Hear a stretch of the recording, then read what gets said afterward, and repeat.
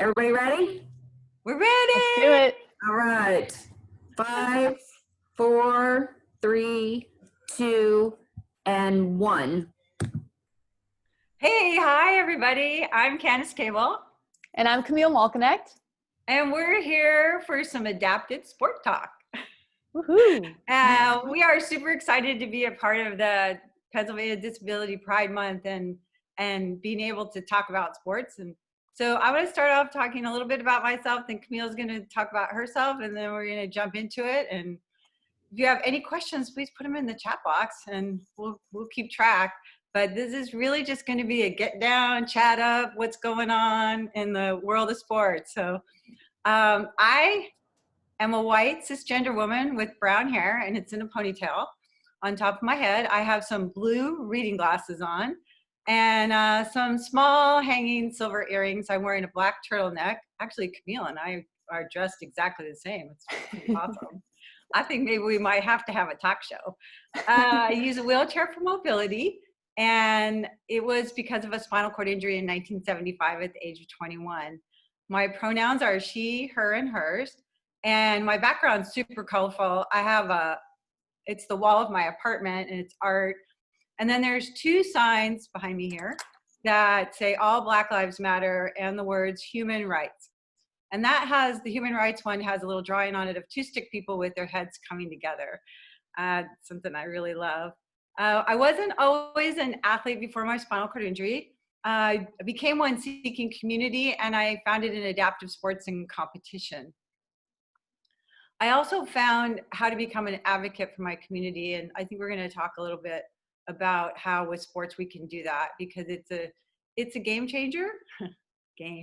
And it's also a really cool, friendly way to get the door open to talk about the harder stuff.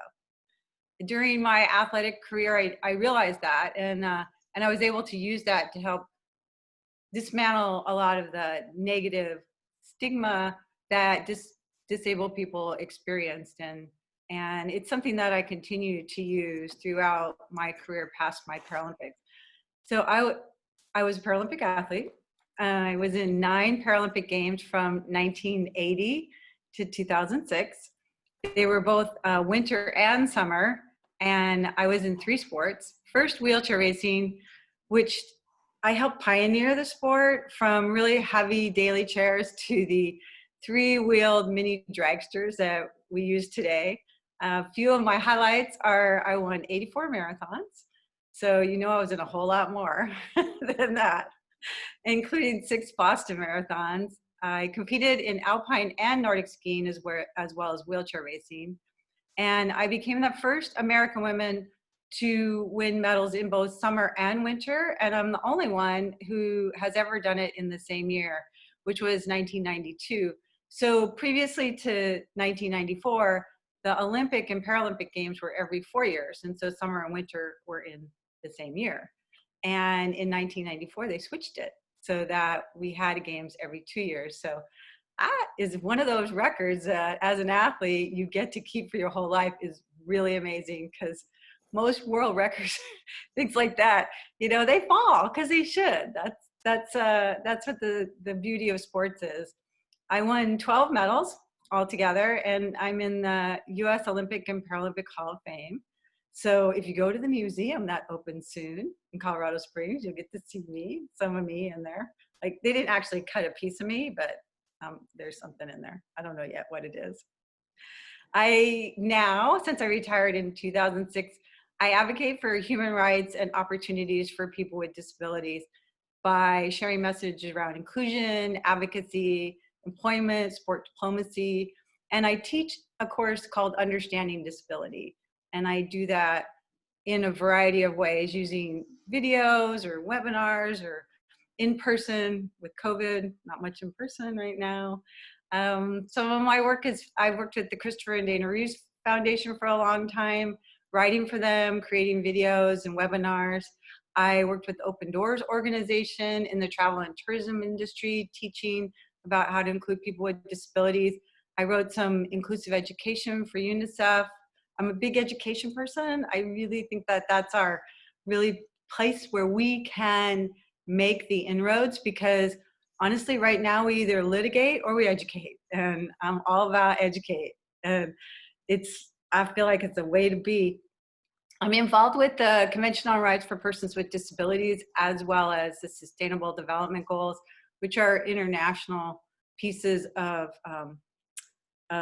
documents that really give guides on, first, the CRPD, the Convention on Rights for Persons with Disabilities, is a United Nations human rights document, and it's the first one that included people with disabilities.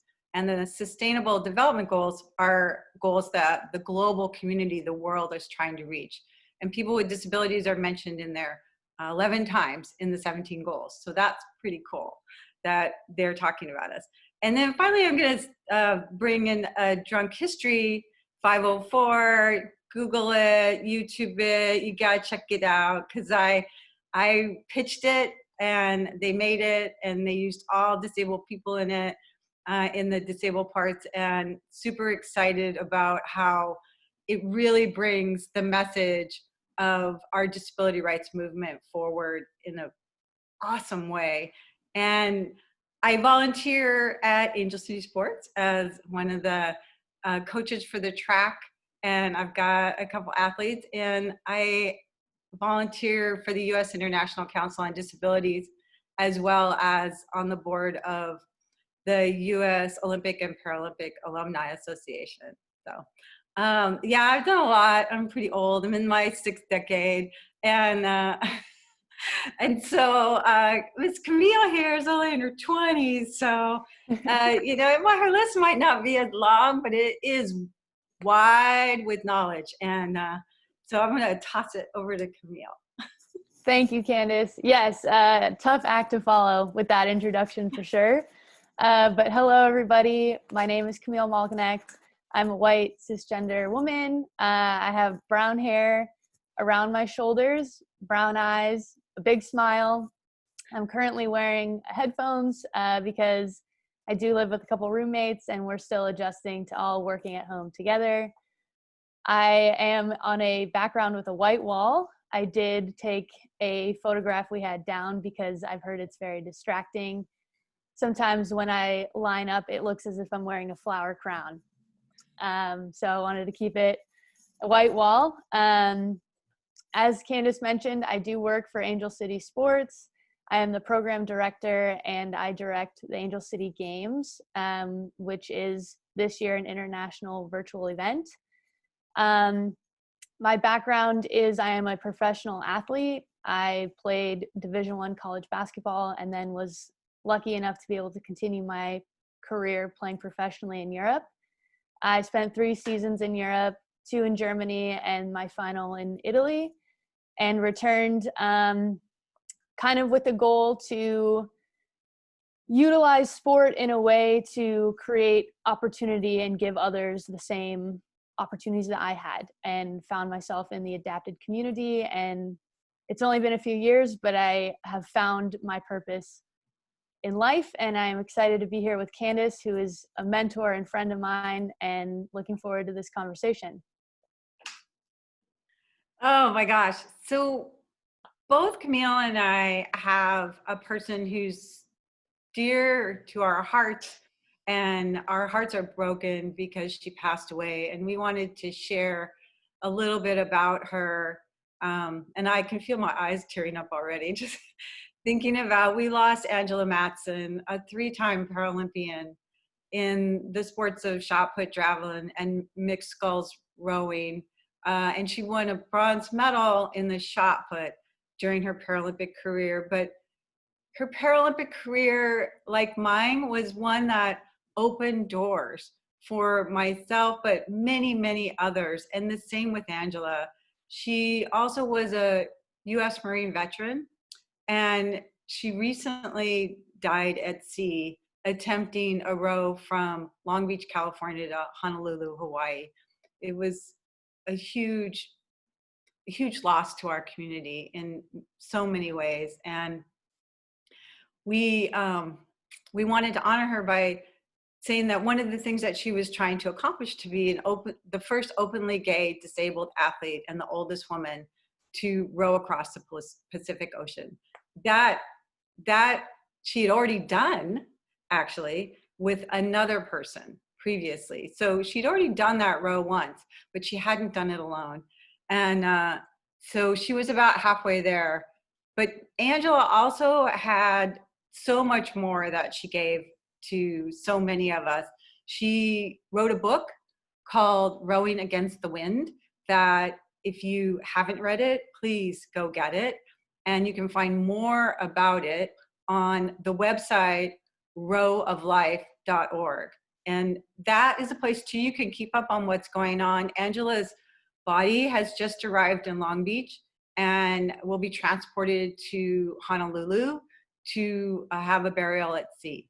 And so her wife and partner in life, Deb, is there preparing things. They're working to retrieve her boat from the middle of the ocean now, and has a wonderful crew helping her. She did other rows also, and is in the Guinness Book of World Records, I think 16 times for long distance rowing. So I want to toss it, like we got a little sports thing here, toss it back to Camille, because she was an integral part of Angel City Sports and really bringing people with disabilities and without disabilities into the sports world, the adapted sports world, and getting them involved. So there you go. Thank you, Candace. Yeah, I had the pleasure of knowing Angela for just a few years. And she really was just one of those coaches who the athletes, all ages, all ability levels, just gravitated to. She just had a way of connecting with the athlete, whether it was their first experience holding a javelin or a shot put, or they were at the Olympic and Paralympic Training Center.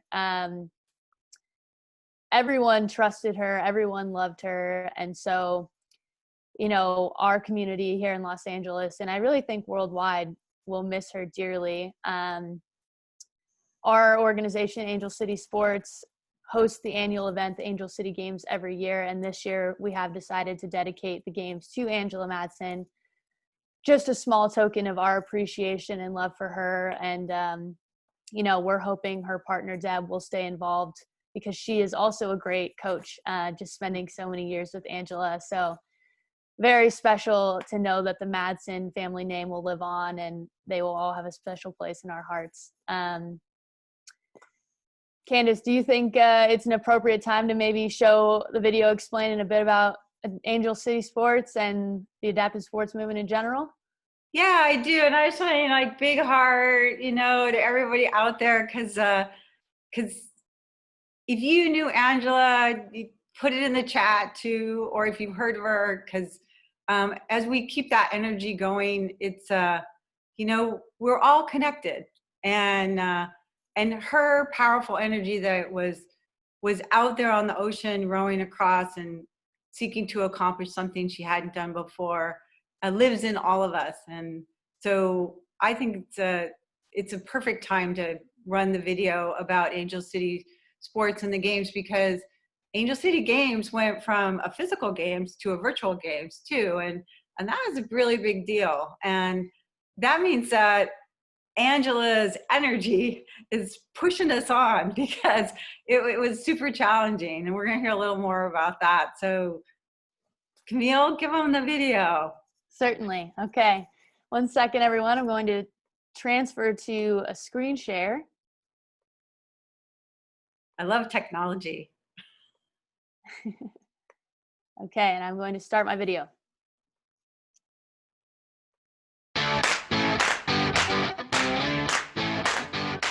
Angel City Sports, in simple terms, is a high-growth, high-impact, nonprofit program designed to help kids, adults, and veterans with physical disabilities live healthy, active, and optimized lives.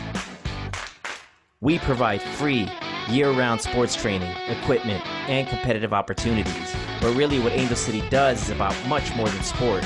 It is about creating a sense of belonging for our athletes and a more inclusive society through education and awareness building. Our truest passion is to find children and adults who didn't know or believe sports were possible for them and expose them to the amazing world of adaptive sports. Angel City Sports is creating a community and a sense of belonging. We help build self-acceptance, self-confidence, and ultimately enable our athletes to flourish on and off the court. We want to find, inspire, and develop adaptive athletes so no one is left on the sidelines because the water doesn't know a swimmer is blind. The track doesn't know a runner sprints on a blade. The tennis racket doesn't know if an athlete plays in a sports chair. An athlete is an athlete. It's that simple. We know what we do works, and just as important, it has the potential to impact everyone involved, including family, friends, and the broader community. Join Angel City Sports. Join the movement. Help us transform the lives of our athletes, kids, adults, and veterans, so they can achieve their dreams on and off the field of play.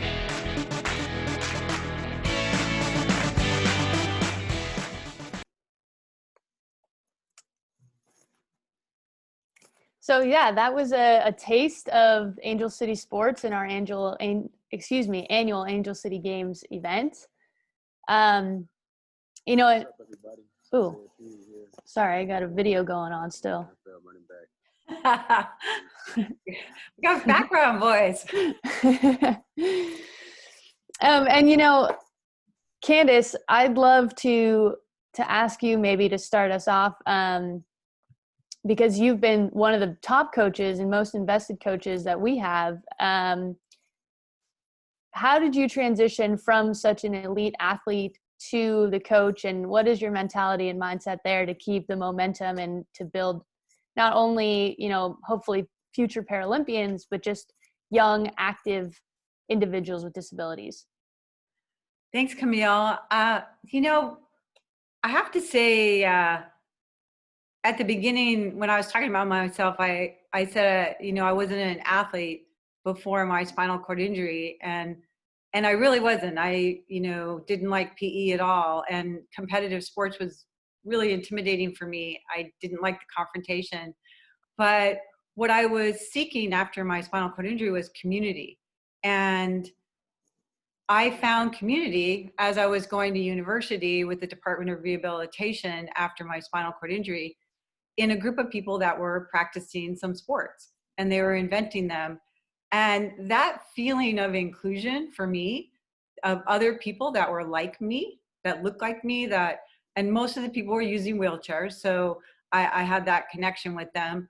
I really blossomed. And I also found a sport that I excelled at pretty quickly, and I was able to create a sense of accomplishment really easily by achieving really small little goals that I had set, never knowing really how to set anything. But also, as I watched them achieve things, I took that in. And so I felt like they mentored me a little bit. And I think that's where my desire to share that feeling of inclusion and accomplishment as much as I possibly could. And so from the beginning, because a lot of adapted sport was being created in the 70s, early 70s into the 80s, there was little to no opportunity for kids with disabilities to participate in sport, because most of us were adults. There were very few kids that were involved. And so a lot of us got together, and I was in Southern California at the time. And so we had this really vibrant community. We created this group called the Southern California Flyers. And we went to some different competitions, local competitions and things. But we also were able to connect with kids at schools by traveling around and just in the area that we lived and getting people to get involved with like a wheelchair tennis event or a little track event that we were creating. So we kept trying to pull people out. And then wheelchair sports camps were created for kids with disabilities. First it was adults, again, like I said, but then it was kids. And I just felt like I found my spot. of being able to share that information with kids, because I understood the isolation around disability, because this was before the Americans with Disabilities Act that we're celebrating 30 years with right now. 1990 was when the Americans with Disabilities Act was signed into law. And before that, there were some regulations if you were federally funded, schools and federal buildings and libraries and things like that to be accessible because of 504, which came in the 70s, but it really didn't transfer into a whole bunch of other areas and really into sports. So we were all of us that were involved with sports at that time in the 70s and 80s were really pioneering not only sport, but we were also pioneering advocacy. We were learning how to become advocates.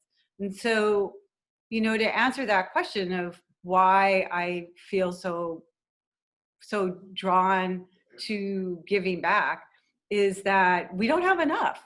We just don't have enough now. And that's one of the wonderful things about Angel City Sports and all of the different organizations we have out all over this country that are doing adaptive sports for youth and adults, is that we still don't have enough, and we still don't have enough financial support. We still don't have enough visibility to what we're doing with sports. And so any chance that I get, I want to give back. And honestly, working with the kids keeps me a kid.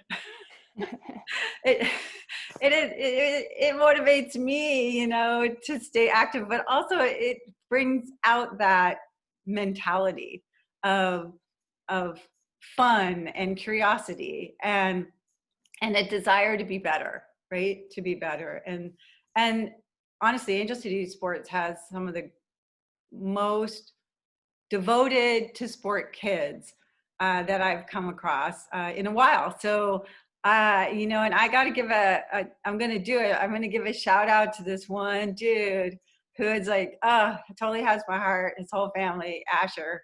Yeah. Asher is just so motivated to be a Paralympic athlete, and he's 8 years old, and he has spina bifida, and Angels, and honestly, there's probably some stories that you can give on him too, is that he never knew sports existed until he came to an Angel City event. And Angela was one of the first people that he met. He met her before I met him, and she taught him how to throw. And he slept with that pint-size, kid-size throwing thing that looks like a bowling pin that night. His mom, Delaney, told me. And from that moment on, he found his place. And in that, he found also his voice. He shares not just sport, but also he shares about his disability. And I think that from my perspective and everything I've learned from all of my colleagues and my mentors that I've had, that sports has given them the opportunity to educate around disability and inclusion. So I think it's kind of, if I had a long speech there, it comes to kind of self-preservation also. Okay.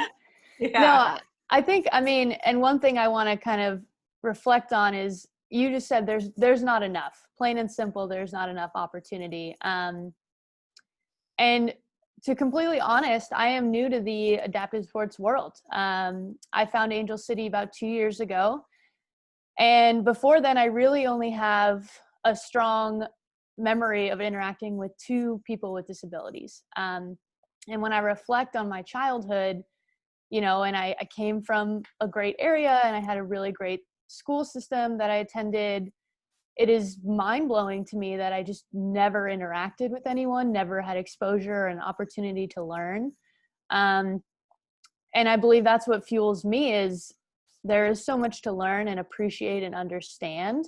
Mm-hmm. And sports are a great avenue to be able to have that introduction in a environment that maybe doesn't seem overwhelming or too invasive for someone who's experiencing it for the first time.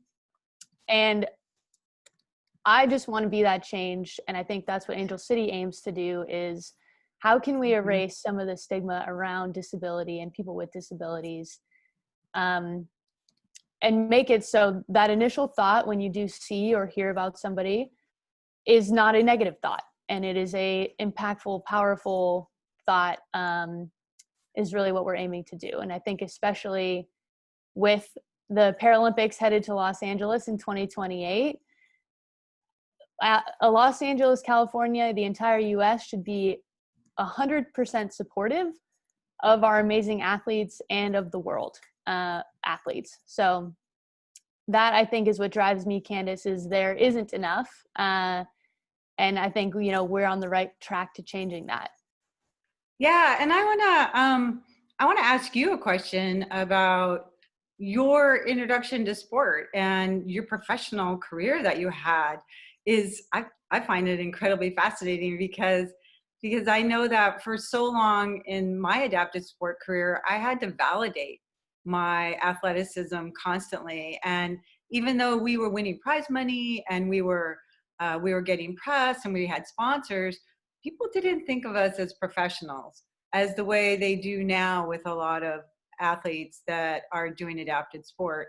So from a non-disabled perspective and your involvement with sport in the very beginning, what was that like, and how did you end up going professional? And also, just to give you more things to think about, how does that transfer into Angel City Sports and your director position in where you are now? Certainly. So for me, basketball was really my identifier my entire life. From a young age, I committed to the fact that if I wanted to receive a college education, that was my best avenue, was to receive a scholarship. And I was fortunate enough to be able to do that. But basketball and sport in general just created these opportunities to learn life lessons and learn how to overcome obstacles or be dedicated or time management, all of these amazing things you can learn through sport. And I think I found my sense of confidence through basketball. Playing a team sport, you're able to learn from others and you're able to reflect on what you are good and what you need to improve on with. And so much of that, it just ties back into life and being a human being and trying to constantly evolve. My professional career was amazing, to put it simply. I think the opportunity to challenge myself and move abroad, when I had kind of stayed in Los Angeles my entire life, was a big change. But it allowed me to open my eyes and understand this world is a massive place. And I think everyone needs that opportunity to think outside of their own bubble, and learn from other cultures and learn from other people. And I only played 3 seasons primarily because I just had this longing feeling that basketball was great, but in a lot of ways, what I was contributing my time and energy to was for myself. And I wanted to do more. And I think finding Angel City Sports was my way to learn that through sport and through connecting with others, there is so much more than just intrinsic value that I had found in basketball. And what I try to do with my role as the director of programming and the director of Angel City Games is prove to people that sports can be your way to learn about life, your ticket into so many extraordinary places. For the young athletes who maybe don't think college is for them, it's a way to get there. And so I think just through my professional sport background, I'm able to see how far sport can take you, not as an athlete, but as a person. So that's kind of how I think my professional career has helped me in this role. And I do miss basketball. I've played a little bit of wheelchair basketball, not nearly as good. So I tend to omit that I played professionally when I'm playing in the wheelchair, but it's, it's been a very interesting and humbling ride, to say the least. Hey, no shame when you don't know how to play the game. The trouble is, I know how to play. It's just, it's not translating. Yeah, but equipment, it's different equipment. And that's the thing. I always love telling people, you gotta relish the rookie, when you're learning something new, go all in. Just like make all the mistakes, because this is your one chance, right? I mean, once somebody knows you have tried to play already, they start to put the pressure on, like, well, didn't you learn how to play this, or kind of thing. But whenever I've been the rookie, I just I've always been so grateful to be able to make those huge mistakes, right? Yeah. Did you ever consider any other sports, Candace? Were there any others that you thought maybe I can get to the games with as well? Oh my gosh, I totally wanted to drag that Paralympic career out as far as I could. I mean, I did 3 sports, for goodness sake. I have to tell you, after I retired in 2006, I had a couple ideas, like maybe I'll try curling or something that, I had no idea what the physicality of it was that was involved. But I also, in that moment, after 27 years, really wanted to, take a bigger bite out of, that piece that you were talking about of, making sure that people have opportunities and wanting to share that information, whatever it is, to a wider audience. And I really have always loved education. So I wanted to build that out as much as I could, because I started to build it a little bit during my athletic career when we had kids camps, and then I started working with teachers where I would come in and do the proverbial motivational speaking talk. And I would always ask teachers, how can I be better, but how can I make your job easier? And they said, well, it's really great learning about the sports that you did and all those different things and your spinal cord injury, but what about more on disability? Because we really don't know enough about it, and helping the kids understand about disability, and that thing that you say, that no matter what happens in your life, you always have options, and disability is just a life experience.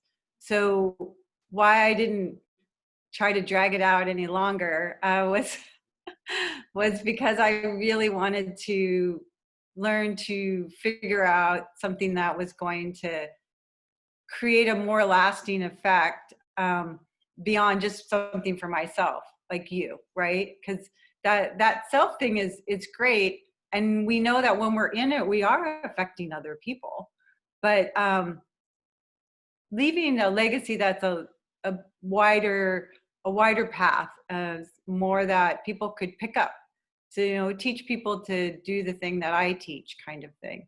And and I also think that, with our sports, it teaches us how to, especially yours, because yours were team sports. I wasn't, I played a little team sports. In the beginning, when I was trying out a few different sports, I tried wheelchair basketball, and there was a women's wheelchair basketball team that the great Dave Kiley, DK, was coaching, and I was on that team, and we were the unicorns. I am a unicorn. You are. Forever, I am a unicorn. And the thing I enjoyed the team thing. I loved working with a group, but I did not like people running into me. So, and wheelchair basketball has a lot of contact. So I pushed that aside. I also tried wheelchair tennis, which was becoming new and being invented. And I didn't like chasing that little ball around. There was something about it's a big part of the game. Yeah, and I didn't do it, so I just let it go. And then wheelchair racing came forward, and that's really where I excelled. And one of the things that I really liked, and that's really important to me in the work that you and I do with Angel City Sports, is to bring non-disabled people into it and get them educated by being with the athletes, but also beyond that. We at Angel City Sports, you do a whole career piece and health and education pieces. And so for me, I really wanted to bring more information forward for non-disabled people, because wheelchair racing helped me feel fully included, because we were in running races with runners, and we did the same course, and we crossed the same start line, we crossed the same finish line, and there was this feeling that I hadn't felt since before my accident, of really being a part of the world and included. And so, yeah, for me, that was the sport that helped me realize that I could really get back into the world, and then figure out how we were going to get the world to make the changes it needed to change, because people with disabilities only since the mid 20th century have been out of institutions. Before that, we were institutionalized or we were destroyed. I mean, my first Paralympic Games in 1980 was supposed to be in Moscow, which was the Soviet Union at that time, because the Olympics and the Paralympics were starting to be held in the same countries and venues. But the Soviets said they didn't have any disabled people, so they wouldn't hold the games. And It's unbelievable. yeah, right? Because they did, but they were in institutions, and that was the way they did it. And so we were in Holland for my first Paralympic Games in 1980. And that made a huge impression on me. I hadn't realized the institutional part of it because I didn't grow up disabled. Yeah. There's also something else I wanted to ask you about that. Like, had you ever encountered someone with a disability before your connection to Angel City Sports? Thank you, Candace. My first encounter with a person with a disability was not until I was in high school. And my father's friend was in a cycling accident and suffered a spinal cord injury. And as my first introduction to someone with a disability, it was actually not the best impression. He unfortunately, became very depressed and had a really hard time accepting his new life. And although, he had a great support system and had access to good medical care, he just really kind of lost his lust for life. And so watching that was tough. And I think even if it was subconsciously, I didn't see people with disabilities for all of what they were or what they could be. I had maybe a jaded perspective, even if it wasn't, top of mind. And then kind of on the opposite end of the spectrum, my next encounter wasn't until a few years later when I met Katie Holloway, who is actually, I believe she's the captain of the Team USA sitting volleyball team now. And Katie played for Cal State University Northridge, which is the school I played basketball for. She's an amputee, and she played on the team. And she, got minutes and was there playing Division I basketball. So to have those two different encounters, someone who, and I don't know where Vince is in his journey now, but, in his beginning first few years took a while to accept his new life. And Katie, who was embracing sport and life at its fullest, was really just such an interesting juxtaposition. And then Katie actually told me about Angel City when I returned from playing professionally, and kind of connected those dots for me. And now, I know so many individuals, and I see the amazing, perspectives and capabilities everyone has, wherever they are in their journey. And I'm just thankful that I've had that opportunity to have my head put on straight and not be left with that kind of unfortunate perspective as my first encounter. But again, I mean, to have gone until I was 15 years old is just, I'm at a loss for words when I think back to that, and can't imagine, you know, in the area I lived, there was nobody, or was I just not paying attention, or were they not in schools? So that's something that I'm so passionate about changing, is getting people out and active and embracing this community. And it makes complete sense about your dad's friend, because I also, at the age of 21, I had never really seen anyone with a physical disability or a non-visible one that had been disclosed to me before my spinal cord injury. And I really thought my life was over also.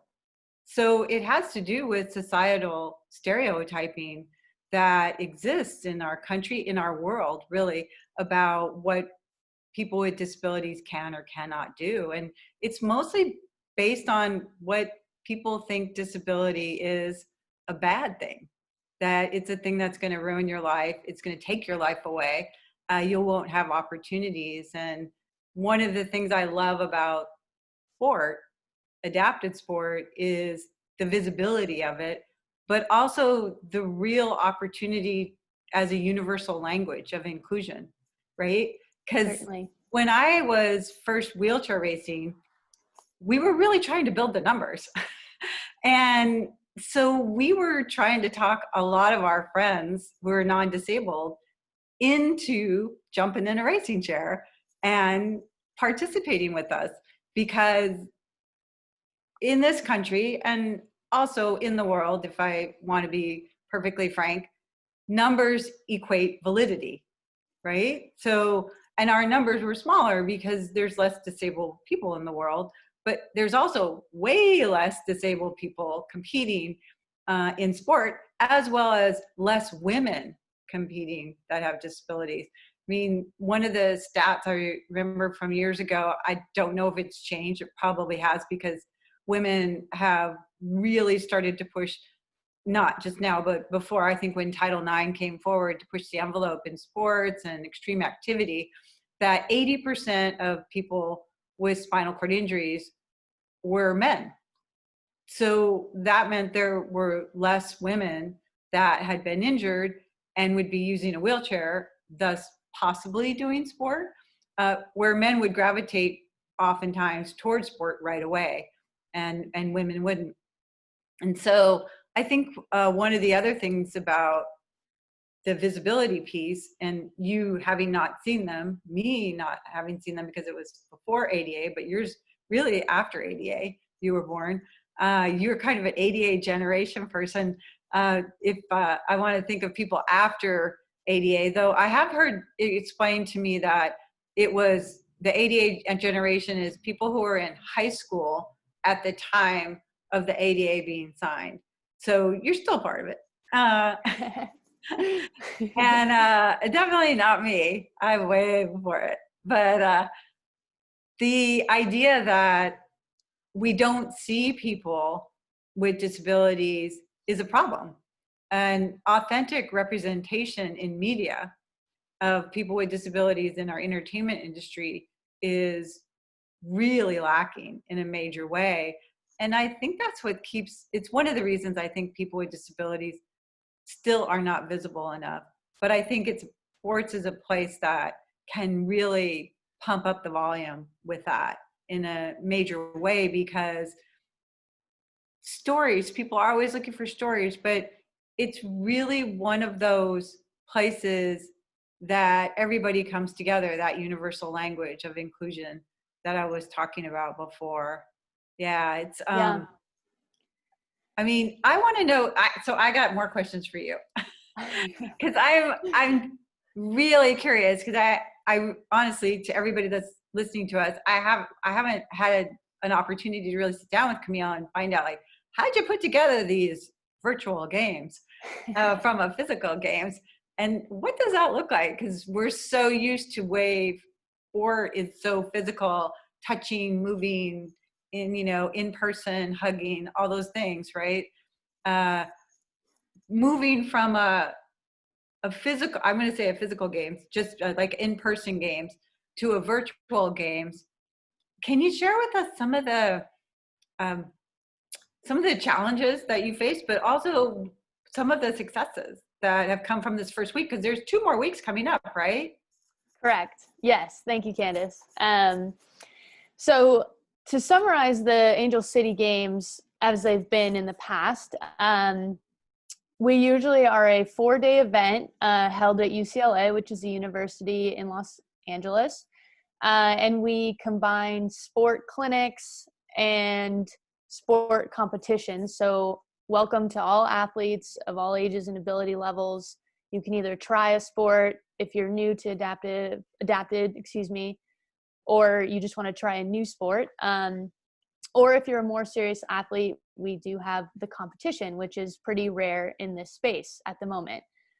And in addition to the sport elements, we do some personal development. So we'll have a career building night, which Candace is always a part of, which is very special, and a concert, and a family barbecue. So we try to create what we hope is a transformative weekend for an individual with a disability and their family, to be able to feel that community and connection and see other people that are like them and have similar interests, because that can be really rare. So that is the Angel City Games. And unfortunately, due to COVID-19 this year, we did not have our physical event. However, we did create the Angel City Virtual Games presented by the Hartford. And when we decided to cancel the in-person games in March, we were stuck for a bit because, like you mentioned, Candace, the games are so much of seeing your friends or meeting the Paralympian, hugging, a new pal you made. So how can you recreate that looking at your computer?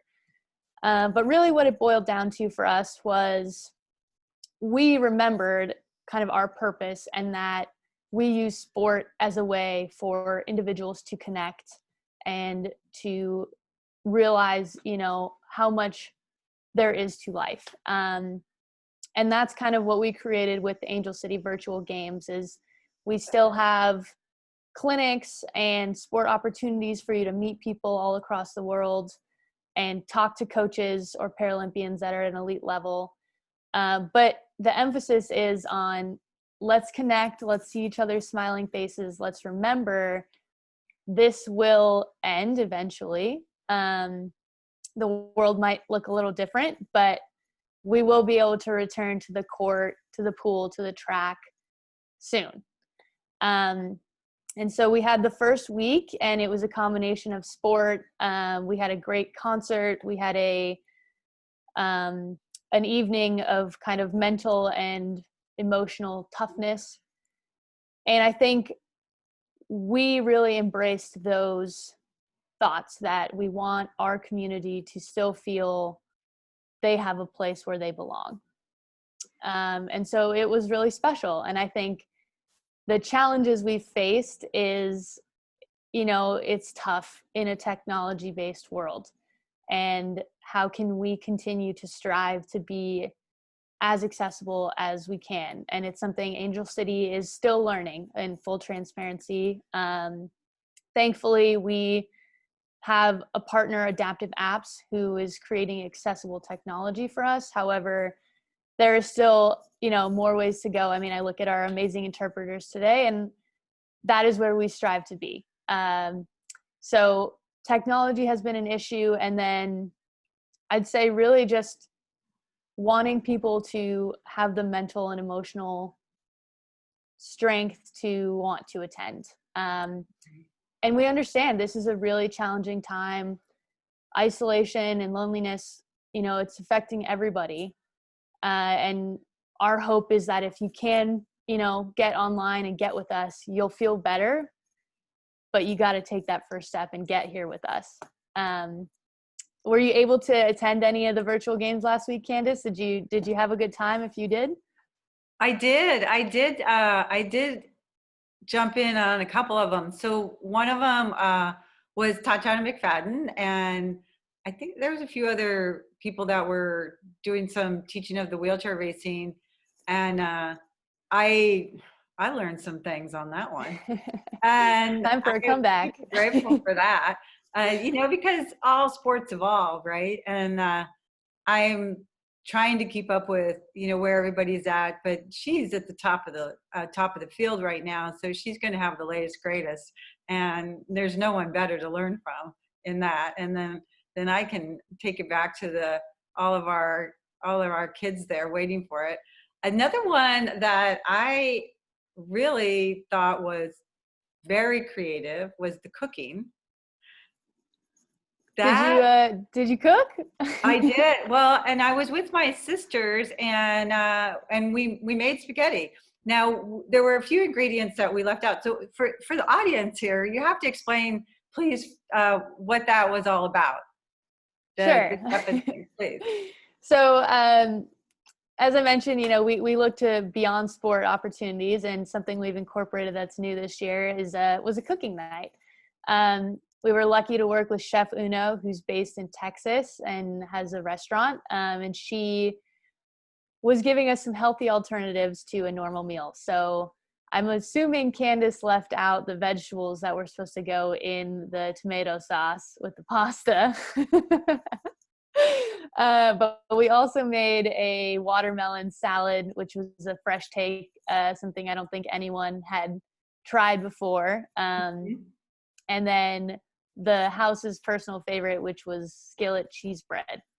So it was a fun Friday night, something different. And our favorite guy, Asher, made the meal. We saw him on Zoom, chefing it up. So those are the kind of activities that we are striving for this year, where we want everyone to stay safe, stay healthy, stay home. If you can, wear a mask, but still trying to incorporate fun activities with the family and with this community.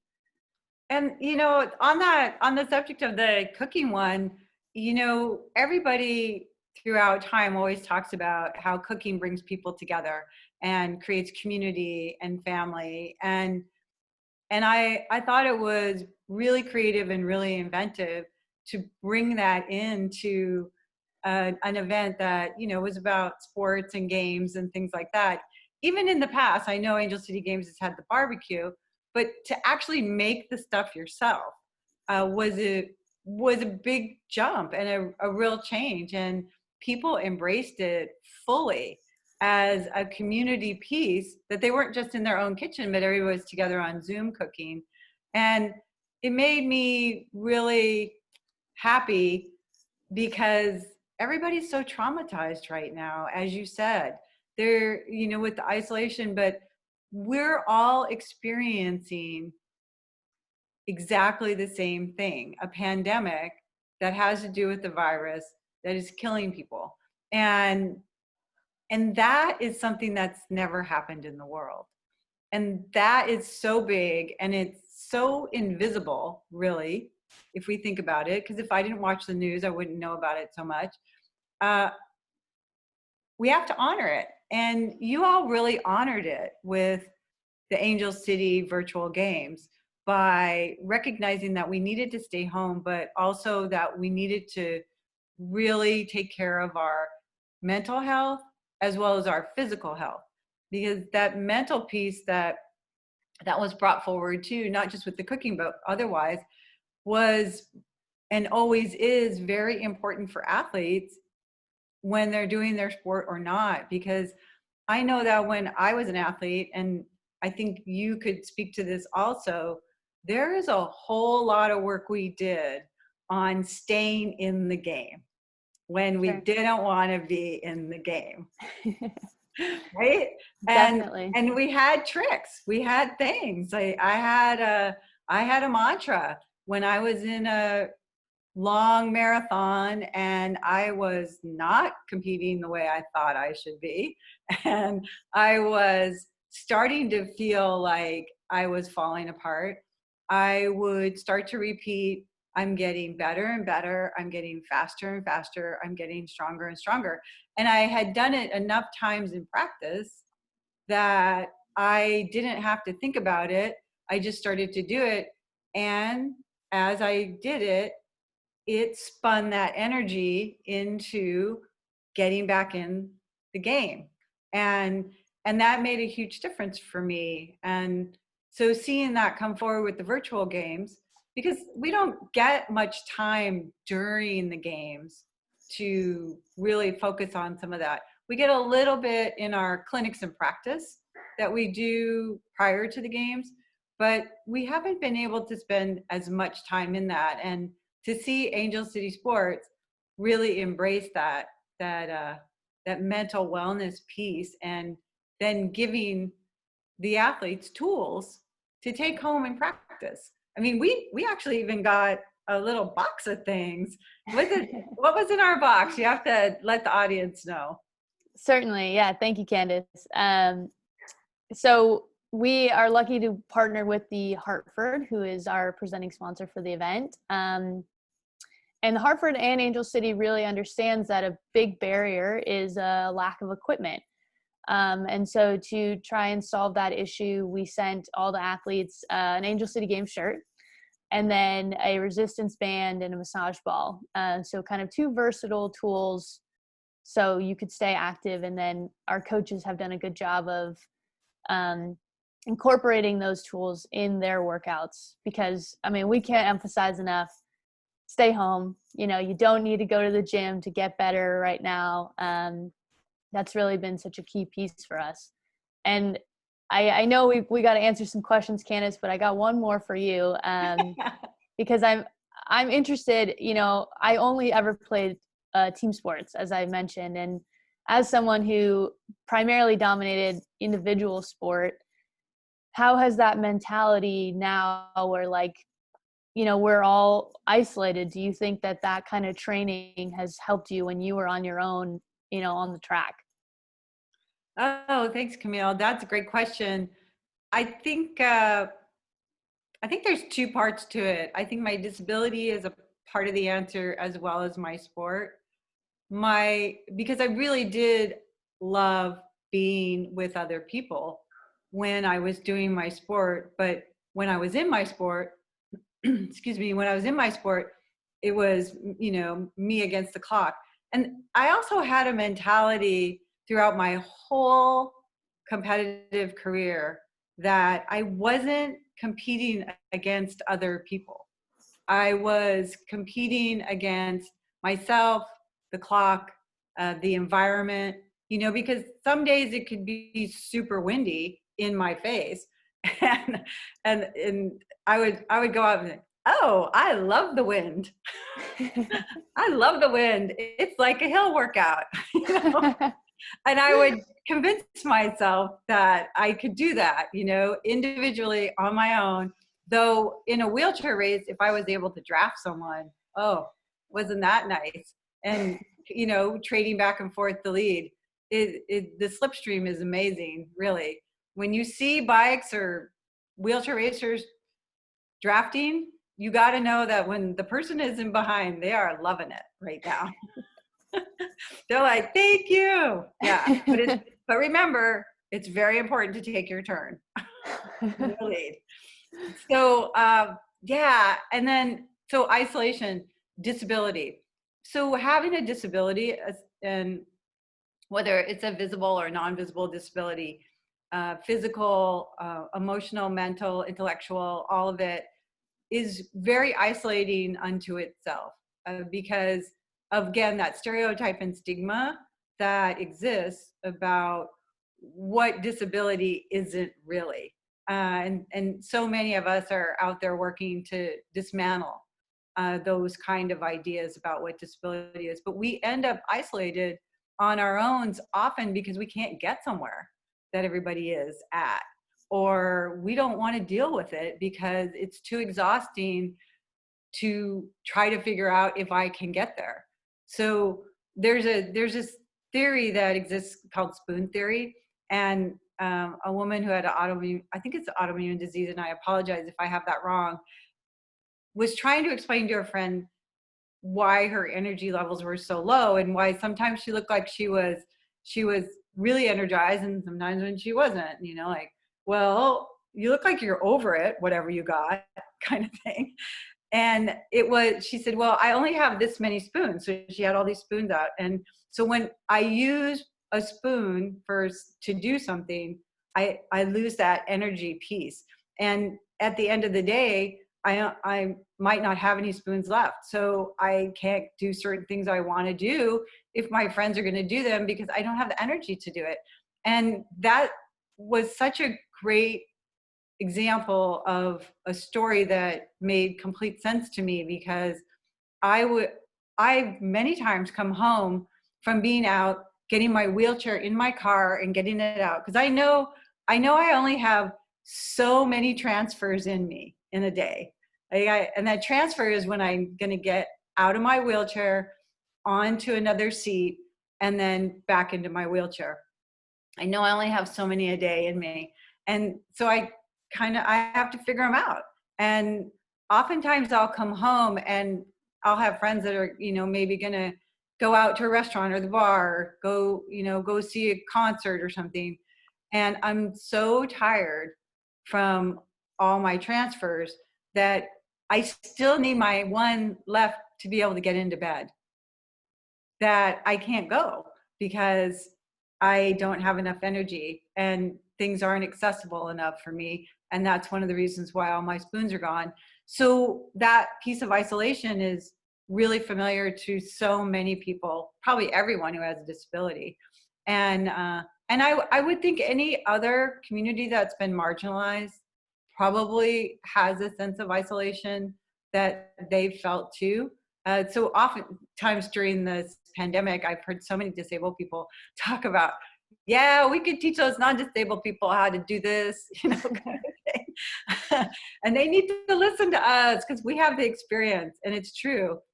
Which is really one of the things I loved about the virtual games, was that we could bring some of that information forward, that the kids and the adults and the parents of the kids could talk about what it felt like to be isolated like that. Yeah, so I think my sport, because it was a singular sport, did help me a little bit. Also my disability, so I think it's on top of it. But I think people need to realize that we are responsible for each other, and we are responsible for getting a world that is equitable and inclusive for everyone. And even if I'm not a person of color, I'm not Black, but I need to fight to dismantle systemic racism and white supremacy, and my privilege, because that is wrong and it shouldn't be there. But I can go home and not pay attention if I want to. And I have to know it's my responsibility as a white person to be an ally in this, to be a part of it, to continue to do the fight, to dismantle the things that are unjust. And I think that's the same for, in the world around disability, is making a world that's accessible for everyone, and I'm thinking kind of in the kind of level physical plane right now in accessibility, but there's a whole bunch of different levels to access with that. Yeah, it's a big job, but I think if we all realize that and I know this, that we're responsible for each other and we're in this together, that we are one, and together we can go forward and make this happen, it gets done. And I think Angel City Sports is a place where you're expanding beyond sport to the bigger picture. And I love the way adaptive sport does that. And I'm really appreciative to be a part of the things that go on there, because we need it. We need all of it. every bit of it counts, no matter how small little piece we think we're putting in. It all counts and it all builds up. And so, yeah, you could totally tell I can riff on all kinds of stuff. But I do. I think we have a couple questions, and I'm super excited that we have questions. Do you see the chat? Yeah, I do. That's great, and thank you for sharing that. Why don't we Thanks for start asking. with Sue from the UK. Okay. She played power chair football and is curious, what adaptive sports do you think should be included?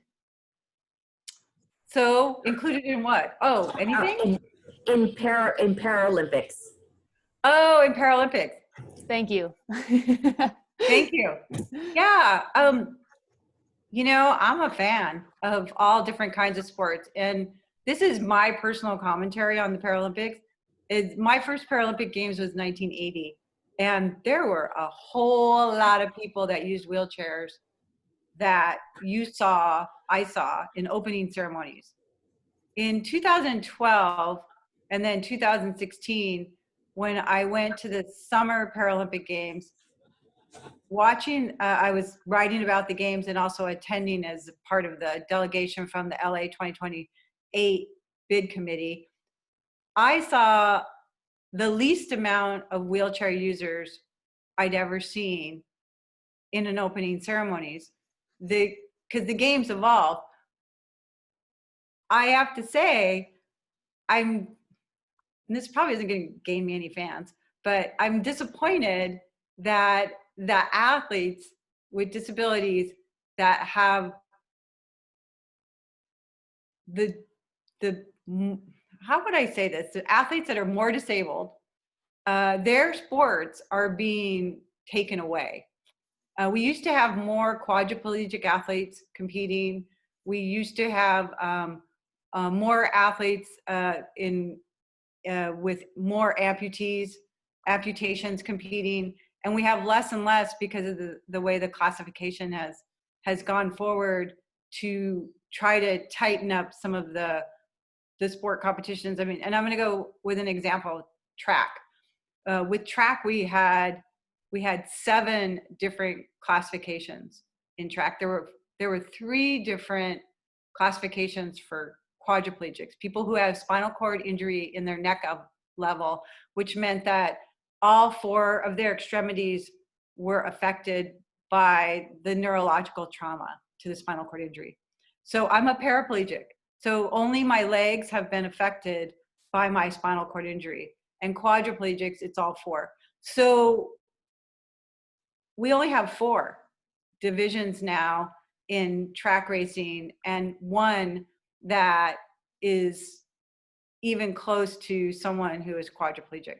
I would love to see power chair football as a part of Paralympic sport. I'd love to see more power sports involved with it, because I think it runs the full gamut of adapted sport. And I want people to know that there's a process for a sport to become a Paralympic sport.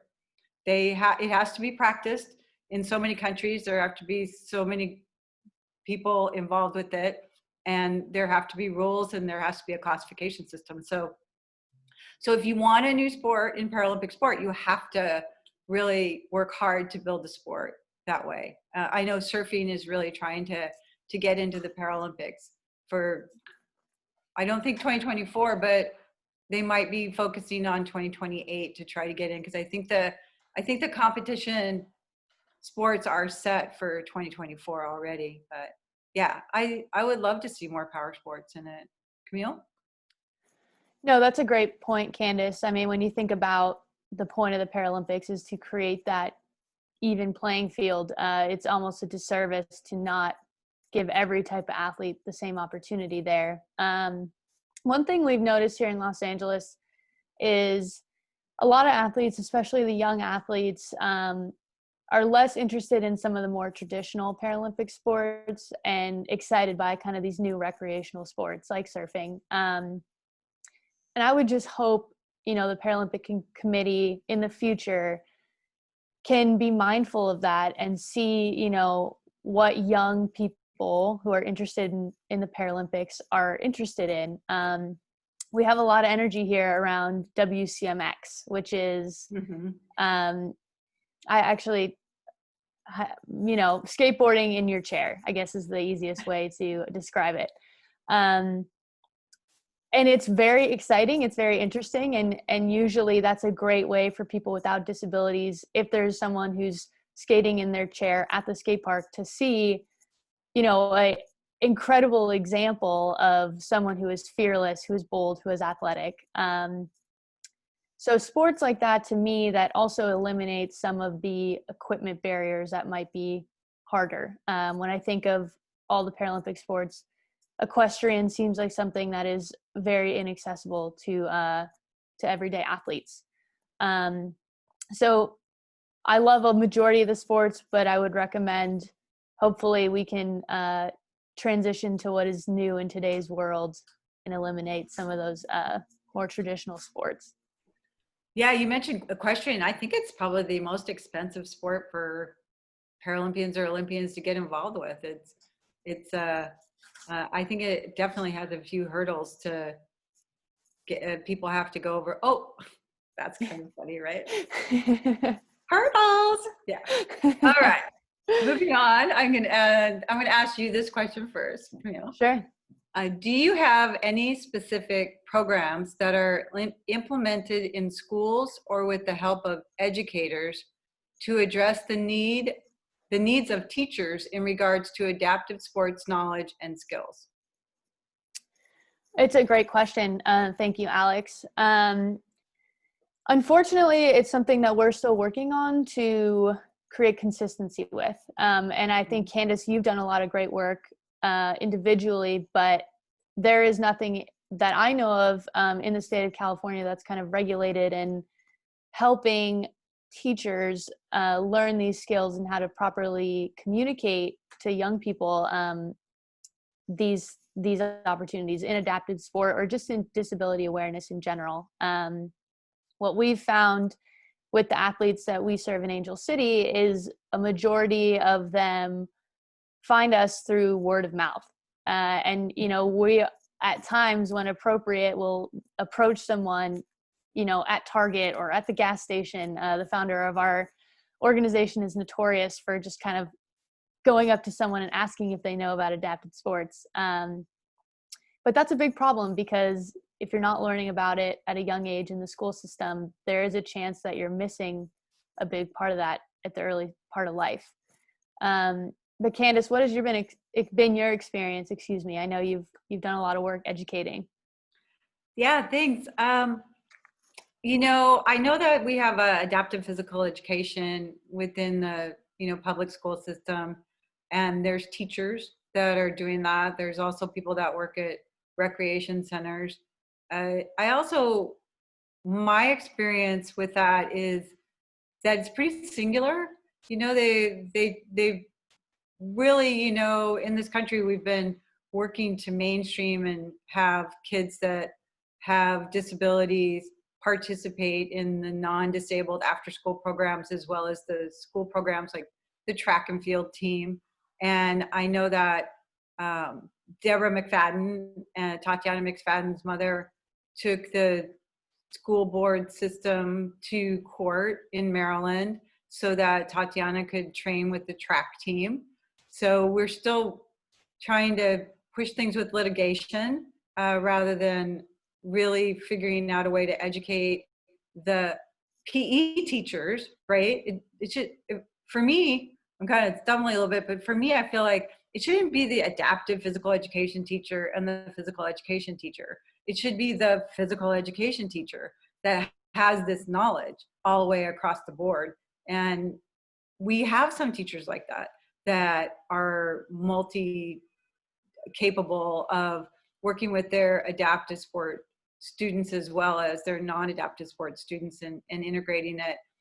And I know that with the public school system here in LA, there's a program that has been going for over 10 years called Ready, Set, Gold, where Paralympians and Olympians go in and work with the physical education teacher to help the students prepare for their fitness tests that they have to take.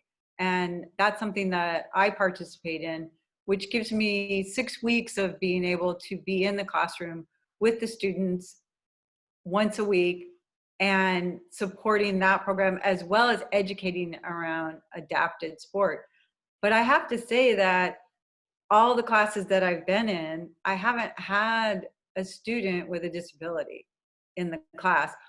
I have to take that back. I haven't had a student with a physical disability, because the students have disclosed to me their learning disabilities, some of them that have some intellectual disabilities, and some of them that have some that are neurodivergent. They have some psychological things going on that have inhibited them from participating in sports prior, and that when I came to the classroom, they shifted and thought that they could participate. So that was really exciting for me to find out when I first started that program, Ready, Set, Gold. But I have to say that we still have a ways to go with that full inclusion of athletes with disabilities into all the programs. And because I don't work in the public school system in the physical education piece, I might be speaking improperly sometimes on this. So if anybody can tell us we're wrong, we're open. Please do. We're open to it. And I know that Angel City Sports has done different clinics and programs that have been involved with coaching and coaching education to be able to bring that narrative of the adapted sport athlete forward. I know that you all have done that. And Yes. yeah. Yes. I mean, and that's something that we are striving for, because the more coaches, I mean, the more opportunities the athletes may have, especially when you consider, constraints with transportation. We just need a fleet of coaches to be able to disperse. Candace mentioning and Asher again, they don't live close, but Yeah. Candace makes the commitment to drive there to coach with him, because she has him and he has her, and it's like a beautiful relationship. But she shouldn't be the only option in Los Angeles. So something we're striving for. Yeah, and I think that once we, I think that once we can begin to figure out ways to connect with people, not just online, but when we can get back together, there's going to be a lot more people that want to participate in the coaching with Angel City Sports. And I think that's probably all throughout the country that we're going to see that more, because people are learning about stuff.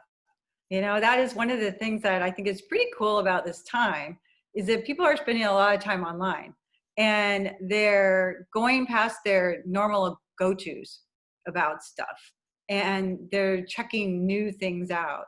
I've had a few people reach out to me on my social media that I didn't know before, that said, "Hey, I saw this Crip Camp movie, and I want to know more about disability rights and advocacy and how I get involved." And they didn't have a disability; they just wanted to know how to get involved.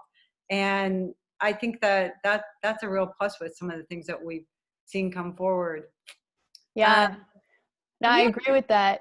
I want to, on that note, one thing about the Angel City Games this year is usually we ask volunteers to come and kind of do some of those more labor-intensive tasks, get the ice, pick up the shot puts. But this year, we encouraged participants, everyone who had an interest, to try a sport or to attend a seminar and kind of have that firsthand experience of learning from the Paralympian, and not, sitting on the sidelines waiting to get a rebound, but actively listening. So I agree. I think a silver lining of this time has been hopefully education and awareness for more people. Yeah. And also, I know Angel City's got a couple more weeks coming, and to be, frank, I haven't even looked at the schedule for it yet. But I know that we'll have an opportunity at all of the different events that are happening to bring up the subject of how to advocate for themselves, but also for their community. Because sport is such as I mentioned before, and you also mentioned about, it's a really easy way to connect with people because pretty much everybody knows about sport. And you get a conversation going, and then you're able to open the door to some of the harder questions about how we create equity and inclusion for all of our athletes, but for everyone. And the athletes need to learn how to do that. They need to learn how to talk about it. They need to learn how to use the right words, and also how to check our own ableism, because as athletes, we can be pretty ableistic, because our whole, deal basically is to push through it, get beyond it, whatever wall, barrier we think we're up against to get to that goal that we set. We are doing everything we possibly can, that's legal, to get past it. And that creates a fair amount of internalized ableism of, I can get through this, I can overcome this, I'll make it happen.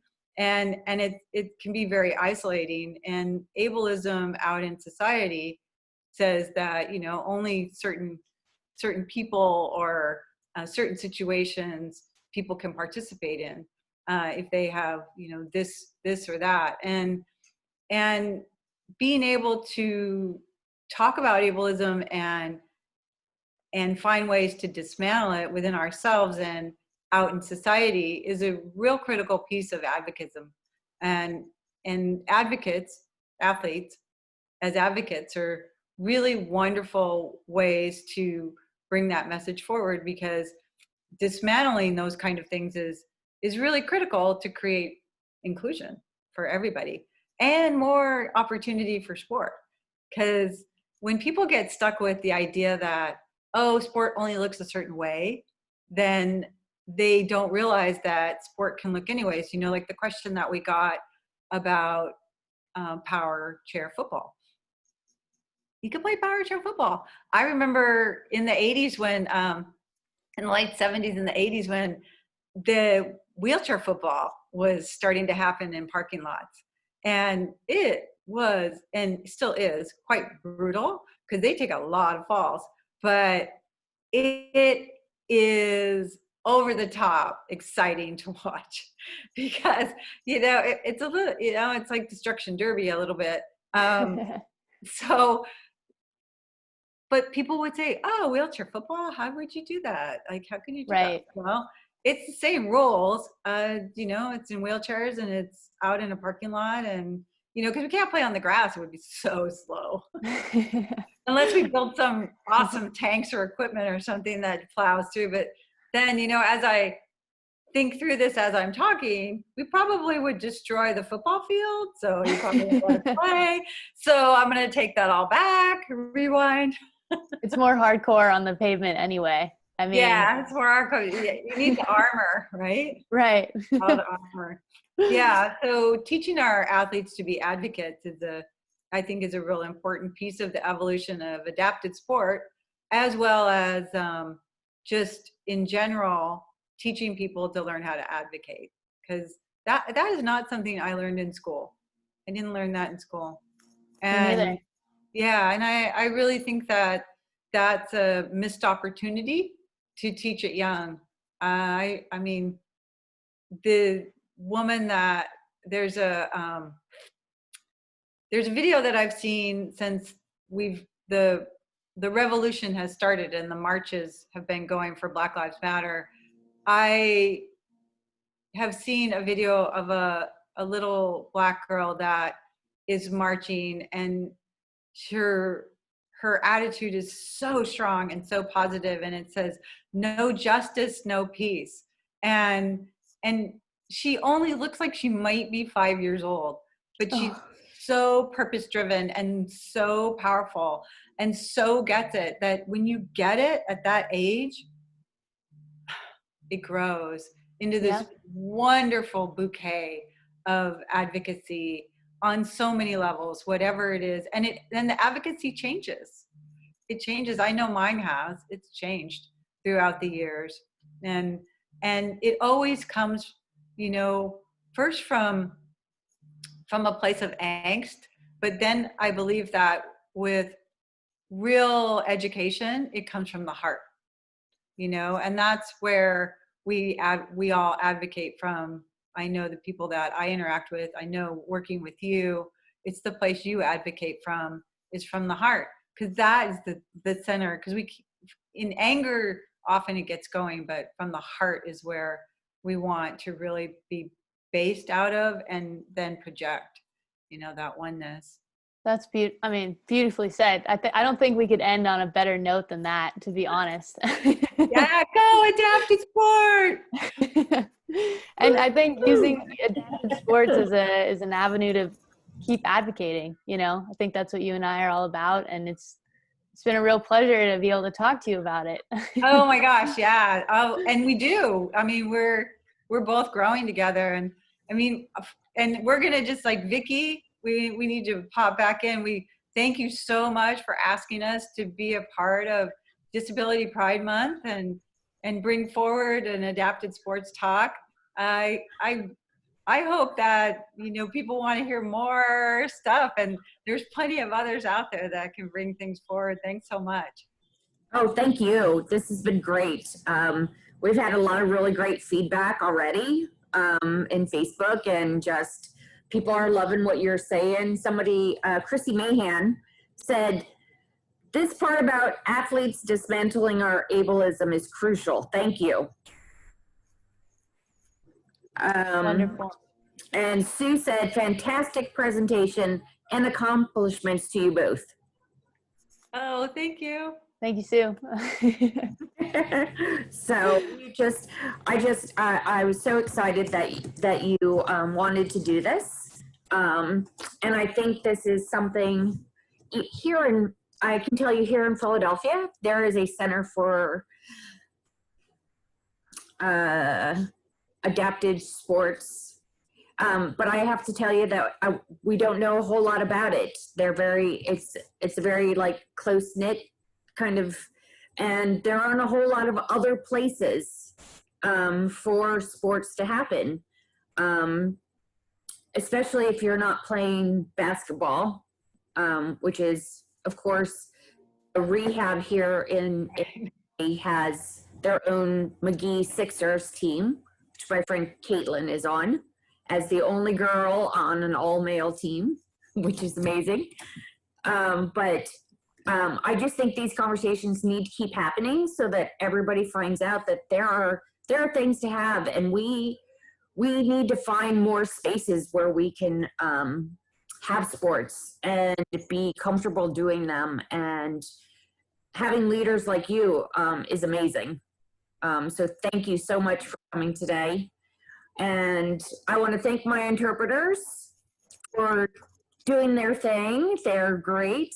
And our captioner, because we have to have accessibility.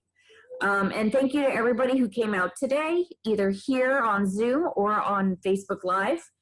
And if you've missed this, you can also see this in August on our YouTube channel, Disability Pride Philadelphia. Thank you, everybody. Have a great day. Thanks, everybody. Thanks all. Bye. Thank you, Vicky. Yes, thank you so much. Oh my gosh, it was great.